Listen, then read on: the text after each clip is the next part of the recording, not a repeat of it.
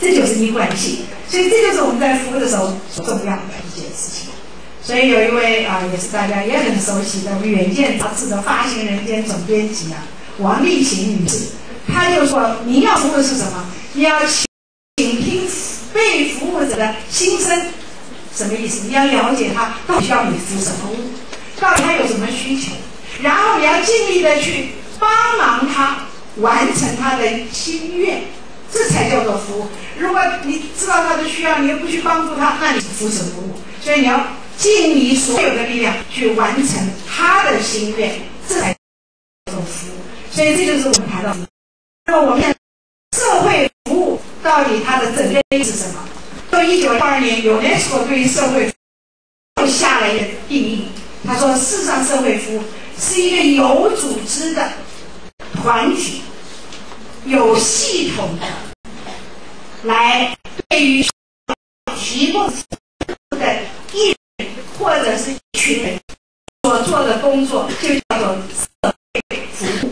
所以社会服务简单的说是社会工作者的所有的活动跟工作的总和，就叫做社会服务。但社会服务跟社会福利的它也有一点点区别，那就是要经过不同的机构它的参与。我们今天讲一个国家有4大主要的部门，当然有一个部门有的列上，有的不列上。所谓不列上就3大部门，列上是4大部门。第一个部门叫做公部门，那就是政府机构；第二个部门是私部门，就是企业体，那就盈利为主；第三个是非盈利组织；最后一个就是家庭。所以这是一个整个国家社会的4个轮子，其实是缺一不可。家庭如果不配合也是空的。所以我们现在所讲的是以公部门、私部门跟非盈利组织为主。这几个部门他们都有各种不同的工作计划，而这个工作计划大部分都是希望能够为人民造福，为人民谋福利。所以他有一部分的从事于为民做福利工作的，这就是社会福利工作。那么我们现在广泛的讲是社会服务是一个广泛的一个定义。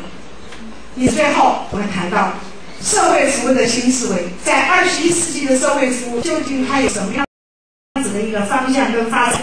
我们简单的说有10个重点啊。第一个就是社会服务的自工化。21世纪的社会服务已经走到了志愿服务的一个，所谓自工是什么意思？自愿服务，它没有被强迫的，心甘情愿的，自动自发的，无条件的，没有报酬的，长时间的，为别人着想的，不是为自己啊，这个才叫做自工。所以志愿服务者是要符合这些条件。当然我们所说的义工呢，那是更了不起，它是完全是没有任何的要求，无条件的奉献跟牺牲。不过唯一的差距我刚才说过，志工在某些情况下它还有那么一点点的所谓交通费啊，有一点点的这个补助。可是义工呢，只有出钱出力的份，没有任何的报酬可言，这是唯一的差距。不过不管如何，自工化是全世界一个普遍的现象。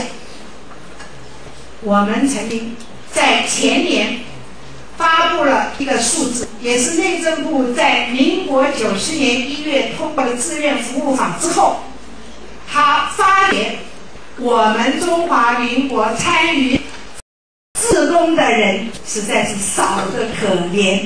虽然有很多政府的官员或者是有些名人，所以他讲得很好，我退休之后我就要做志工，我就要做义工，可是真的做了吗？没做。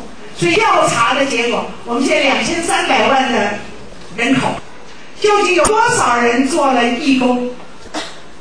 只有10.7%，而这10.7%的当中，只有48%是做了，52%没做。换句话说，只有5.35%左右。所以真正来讲啊，少的简直不得了。那么问一问，为什么原因大家不愿意做、不参加？也有很多的理由。第一个理由是没时间，太忙了，这是最大的理由。我实在是没空。第二个，身体不舒服啊。第三个，没兴趣。第四个，没伙伴，我人去做志工还要去找个伴啊。然后第五个，跟我的理想不合。第六个，从来没想过怎么志工，听都没有听过啊。最后一个，我觉得这个太没有意义了，不值得去做。所以这都是说明了今天为什么原因有那么多人不愿意参加的原因，因为他没想到。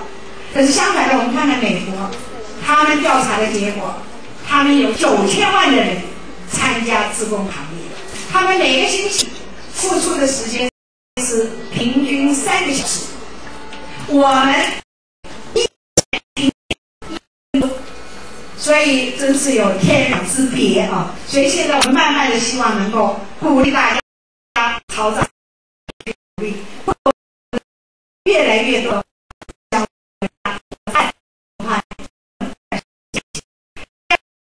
是所谓互惠化。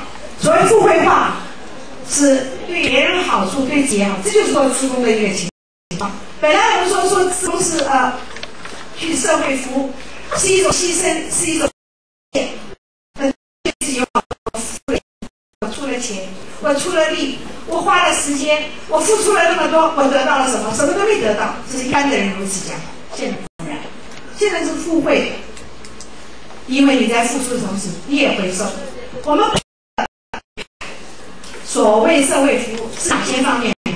什么造桥啊、铺路啊、供应茶水啊、米粥啊，这就是大善人，做好事、立功德这个是他有一个感觉。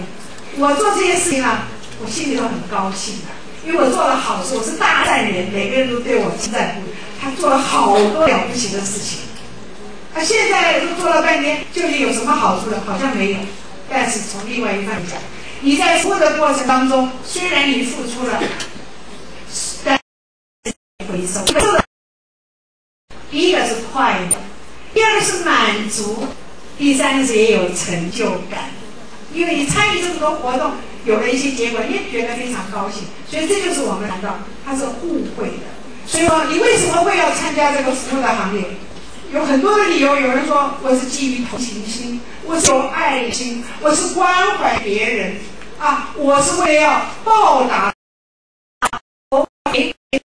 也为了要补偿他，你过去对不起他，你现在要补偿，这都是所以要从事社会服务的原因。但是现在来讲，没有这些原因，他一样的可以做，因为他知道这是一个社会责任，这是一个公民应尽的一个义务，这也是世界发展的趋势。那么第三个呢，社会服务是知识化，因为现在是一个知识经济时代的来到，知识也挂帅。我们说有3次的革命，第一次是工业革命，是蒸汽机发明的；第二次工业革命是电气发明的；现在第3次工业革命就是资讯的出现了，知识取代了一切。过去靠劳力、靠土地，这是在农业经济时代作为工具来换取经济利益。第二个革命是靠资金、靠设备来换取经济的价值，那么这个就是第2次的工业革命。而现在是靠知识、靠资讯。那么知识实际上是从资料、资讯逐渐的变成了知识。你将这些不要的资料把它去，然后你保留了有价值的，而且你有